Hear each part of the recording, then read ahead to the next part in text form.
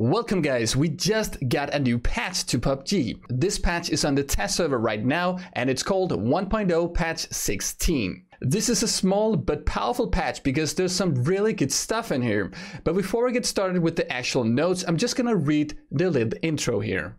Hi everyone, before we get into the patch notes, we'd like to talk about the event pass Sanhok. As we said in the developer notes, the event pass was introduced to let players experience a different way to enjoy new PUBG content. Your feedback regarding the event pass has been extremely valuable to us, and we're making some changes based on the feedback received. Firstly, we've upped the daily XP limit and reduced the minimum playtime required to count towards mission progress. We're implementing these changes first on the test server. The changes will be added to the live servers as soon as possible. We will continue to monitor your feedback and address other issues related to the event pass in the near future. Okay, so this is a very positive intro here. They are listening to all the feedback about the event pass because there has been a lot, including from me, and especially on a place called Reddit. However, let's get into the patch notes and see what actually changed there. First of all, the daily XP limit has been increased from 80 XP to 120 and increased by 50%.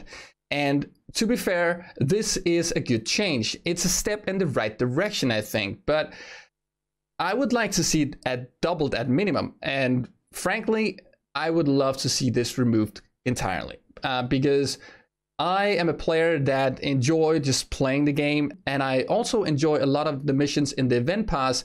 However, there are just some missions that are not that interesting to me, like TPP missions or missions that require me to play very oddly. Some of these missions I don't enjoy, other missions I do enjoy. So I just really want to be able to play the whole event pass through by mainly playing the game and then focusing on the missions I specifically enjoy. I would love to see someone do the math here. How is this going to look on the total completion of the event pass with this XP increase? Hopefully it's going to look a lot better. Another thing is that they reduced the minimum playtime required to count towards mission progress from 5 to 2 minutes. A great change.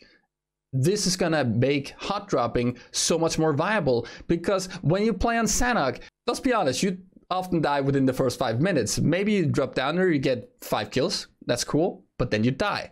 All that progress would often not count towards anything on the event pass. And the same thing goes, it's the next point. From 5 to 2.5 minutes is the minimum time required to acquire XP. Also a good thing for hot dropping, also a good thing for people that play extremely aggressive in the early game. You're gonna get more XP overall from this, and you're gonna have an easier time completing your missions, especially missions where you need a lot of kills. Those will be much easier to do with this. And then for duo or squad games, mission progress is updated when your team wins the game or when your whole team is eliminated. And we also have this one, and I really like this one. Reach top 10 without killing anyone in solos. Mission requirements has been changed. The mission now requires reaching top 3 with 2 or less kills. I love this. This is great. Top 3 by its own. It's really hard to do for a lot of people. Let's just be honest, and do it without any kills is really, really difficult because you gotta run into people coming this far. So I think this still makes the mission sort of like stealthy mission where you can take 2 necessary kills max. So that's cool. And now the aviator crate is now being included in the random crates, okay? And now to the really good stuff here. There's some really good stuff in this bottom part here, guys. Sound. The volume of footsteps has been slightly increased. That's really good. I mean, a lot of people are complaining that they need to turn their volume so loud that it's going to hurt their ears when you have loud sounds. It's often very difficult to hear footsteps just in general. Toning the footstep sounds up a bit. A really good improvement. I really do like that. I think that's a really good thing. Then we got a performance improvement, optimized memory encryption mechanism to decrease lag. What I'm reading here mainly is to decrease lag and optimized, so that's good. That's two good things. And now, two great bug fixes.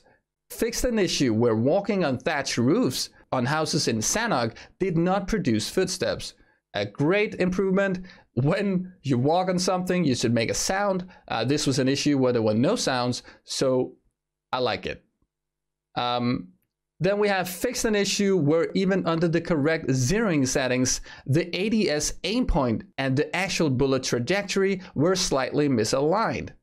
This is great because this is also, even though it doesn't say it, this is also the QBZ misalignment. The QBZ was, before this patch, misaligned by 100 meters. A terrible misalignment, but this is already fixed. I mean, that's a big thing. And in order to make sure about this, we got a reply from PUBG Corp that this is, in fact, also the QBZ. I asked, and they were very nice and quick to reply, and this is also the QBZ.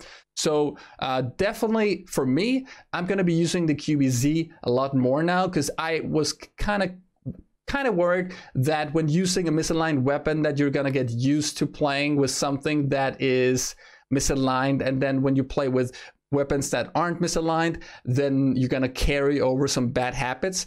But I think this is definitely cool. And so this is actually a really small patch, but I think it's a very powerful patch, and that's why it was definitely worth it to get this out to you guys as soon as possible. So but yeah, if you liked the video, don't forget to subscribe to the channel, and I will see you guys next time.